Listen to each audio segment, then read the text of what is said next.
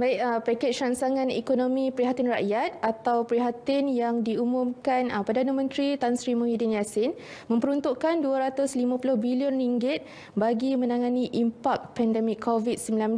Jadi bersama saya ketika ini adalah pensyarah kanan Fakulti Kepimpinan dan Pengurusan Dr. Azmi Muhammad Nizar. Apa khabar, Doktor? Alhamdulillah, sihat. Apa khabar, Shin? Alhamdulillah sihat. Baik, Doktor. Jadi Perdana Menteri ada mengatakan dalam pakej rangsangan ekonomi yang diumumkan tiada golongan yang akan tertinggal daripada mendapat manfaat tersebut. Jadi apa pandangan Doktor? Okey, baik. Berdasarkan PRE ataupun pakej rangsangan ekonomi yang dikemukakan oleh Yang Berhormat Perdana Menteri semalam, kita dapat lihat ada 3 item besar, iaitu yang pertamanya dalam konteks bantuan keuangan, yang keduanya dalam konteks geran yang diberikan kepada PKS, dan yang ketiga ialah stimulus ataupun rangsangan kepada ekonomi negara. So dari segi bantuan keuangan ini, kerajaan memberi banyaknya dalam bentuk tunai secara hands one off. Okey, yang merangkumi 19 item yang ataupun pelan yang secara spesifik.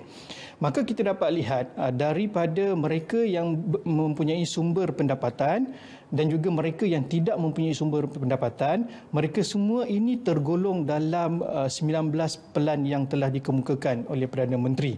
Ini sangat menarik kerana tujuan utama pakej rangsangan ekonomi ini ialah untuk membantu agar masyarakat mempunyai sumber kewangan untuk berbelanja, dan hasil daripada perbelanjaan tadi akan membantu pergerakan ekonomi.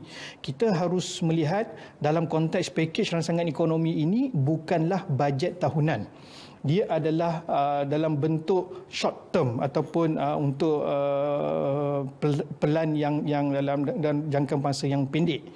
Makanya kesemua lapisan masyarakat mempunyai ataupun mendapat faedah daripada PRE ini. Baik, apa pula peranan rakyat setelah mendapat insentif sama ada di peringkat nasional maupun bagi daripada kerajaan negeri?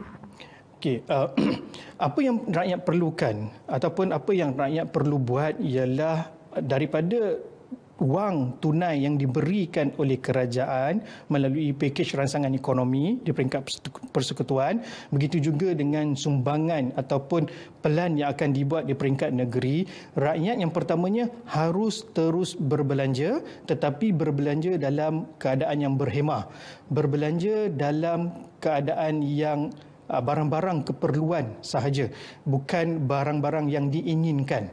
Sebagai contoh, barangan keperluan ini ialah barang makanan, sebagai contohnya barang keperluan bayi, pampers dan sebagainya. So yang ini sangat penting kerana duit yang diberikan oleh kerajaan ini harus dibelanjakan.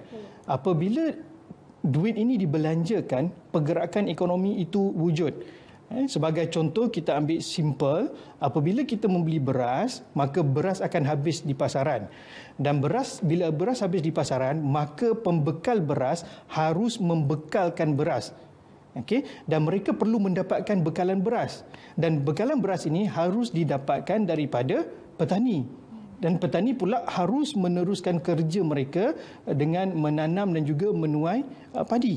Jadi ini secara simpelnya kita dapat lihat di situlah berlakunya pusingan ekonomi.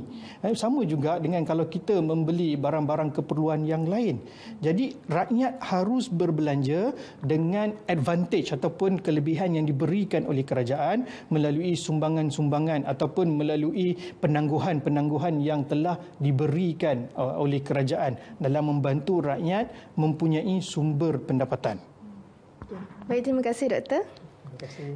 Baik, sekian saja dahulu lintas langsung dari Negeri Sembilan. Selaras dengan Perintah Kawalan Pergerakan, stay at home, duduk di rumah, jangan keluar. Kembali ke Angkasa Puri.